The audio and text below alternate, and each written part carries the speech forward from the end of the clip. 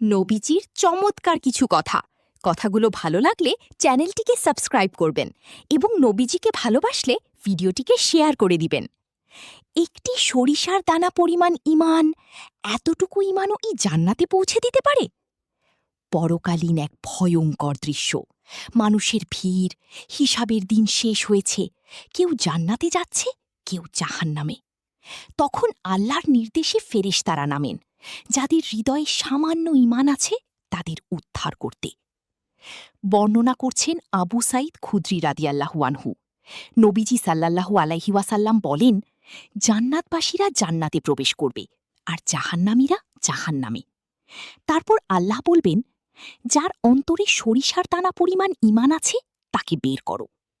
ফেরেশতারা তাদের জাহান্নাম থেকে বের করবে। তারা পুড়ে কালো হয়ে গেছে, কিন্তু ঈমান আছে। তারপর তাদের নিক্ষেপ করা হবে এক পবিত্র নদীতে, যেন তারা নতুনভাবে জীবন ফিরে পেল। যেমন ঘাস বৃষ্টির পর আবার সতেজ হয়ে ওঠে, ঠিক তেমনি তারা আবার সুন্দর হয়ে উঠবে। এই হাদিস আমাদের শেখায়, ঈমান যত ছোটই হোক, আল্লাহ তা কখনো নষ্ট করেন না। আল্লাহর রহমত অসীম। শেষ বিচারেও ঈমানি মানুষকে মুক্তির পথে নিয়ে যায়।